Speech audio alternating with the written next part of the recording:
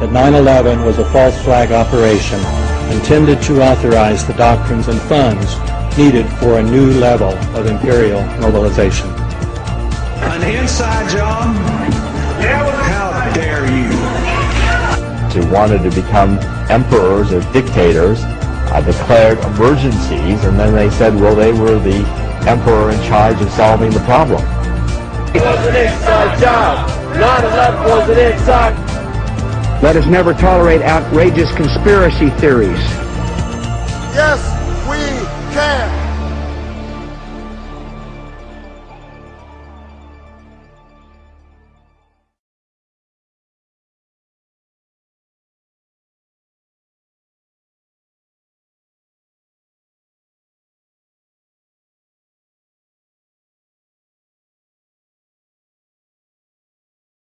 The sustainable goal is the elimination of the middle class. The world cannot support 6 billion people. But you see, the plan behind sustainable development includes population control. It's a program for land use control, education control, and population control. The leaders of the sustainable movement say that the world's human population should not exceed 500 million people. That's a 93% reduction of today's population levels.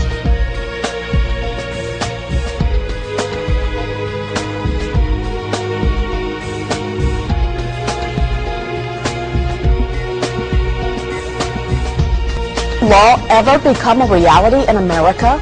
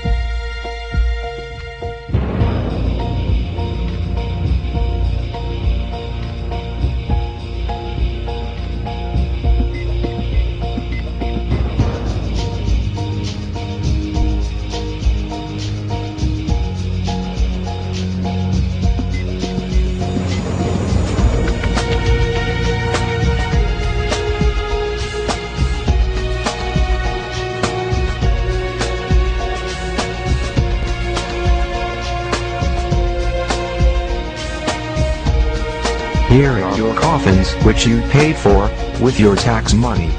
There are millions of them waiting for you in different states across the country. Each coffin can hold 3 or 4 people, and most of you will be crammed into one right after martial law is declared in America. Your President George Bush is an important member of the Illuminati. The master plan of this satanic group of puppets is a new world order. Their goal is to kill 90% of the world's population so they can better control the rest of us, and they will start in America. They have already built many industrial ovens inside the FEMA death camps. These ovens will be used to get rid of the dead bodies. However, even burning these ovens day and night, they will not be faster than the gas killing hundreds to thousands of people at a time. So the plastic coffins will be used to store the rotting bodies. If you are wondering why all this is going to happen to America, the answer is because you have rejected God and mocked His law. Your nation proclaims faith that it does not follow. You will reap what you have sown. I have very important information that is crucial for you Americans to know. On March 17th, the House of Representatives held a special closed session. This was only the 4th time in 176 years that Congress has closed its doors to the public. They also discussed 1. The imminent collapse of the U.S. economy to occur by September 2008. 2. The imminent collapse of the U.S. federal government finances by February 2009. 3. The possibility of civil war inside the USA as a result of the collapse. 4. Advance roundups of insurgent U.S. citizens likely to move against the government. 5. The detention of those rounded up at Rex 84 FEMA camps constructed throughout the USA. 6. The possibility of retaliation against members of Congress for the collapses. 7. The location of safe facilities for members of Congress and their families to reside during expected massive civil unrest. 8. The necessary and unavoidable merger of the United States with Canada for its natural resources and with Mexico for its cheap labor pool. 9. The issuance of a new currency, the Amero, for all three nations as the proposed solution to the coming economic crisis. The savings of millions will evaporate overnight due to currency devaluation and bank failures. Unrest will begin in the larger cities first, then spreading out into the countryside. Strong and repressive laws are newly enacted as police and military forces spread throughout the country to counter all signs of growing rebellion. If you are an American hearing these words, you must understand this is happening now. It's not conspiracy theory. It is fact. We are in the midst of these cataclysmic human events. Let me explain to you the red list. These people are the enemies of the state. They are the leaders of patriot groups, outspoken ministers, outspoken talk show hosts, community leaders, and bloggers who talk about the government. These people and their families will be dragged out of their homes in the middle of the night. They will be driven to a black unmarked helicopter waiting to fly them to FEMA detention camps to be killed immediately. This will take place approximately 2 weeks before martial law is enforced, shortly after the crash of the economy.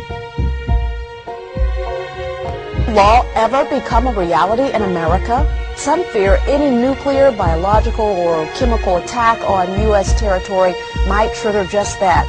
And as KSLA News 12's Jeff Bell discovered, the clergy would help the government with potentially their biggest problem, us. From my cold, dead hands. Charlton Heston's famous declaration captures a truly American value, the overarching desire to protect our freedoms. But gun confiscation is exactly what happened during the state of emergency following Hurricane Katrina in New Orleans. U.S. troops also arrived, something far easier to do even now thanks to last year's elimination of the 1878 Posse Comitatus Act. That forbid U.S. troops from policing on American soil. If martial law were enacted here at home, like depicted in the movie The Siege, easing public fears and quelling dissent would be critical. And that's exactly what the Clergy Response Team, as it's called, helped accomplish in New Orleans. Jeff, the primary thing that we say to anybody is let's cooperate and get this thing over with, and then we'll settle the differences once the crisis is over. Such clergy response teams would walk a tightrope between the needs of the government versus the wishes of the public. The clergy, one of the biggest tools that they will have in helping calm the public down or obey the law is the Bible itself, specifically Romans 13.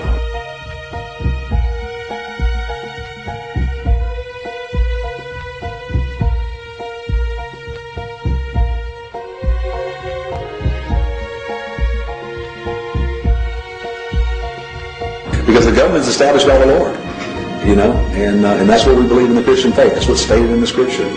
Civil rights advocates believe the amount of public cooperation may depend largely on how long they expect a suspension of their rights. And according to Tuberville, during Hurricane Katrina, the clergy response team provided 38 chaplains a day around the clock at 8 different camps.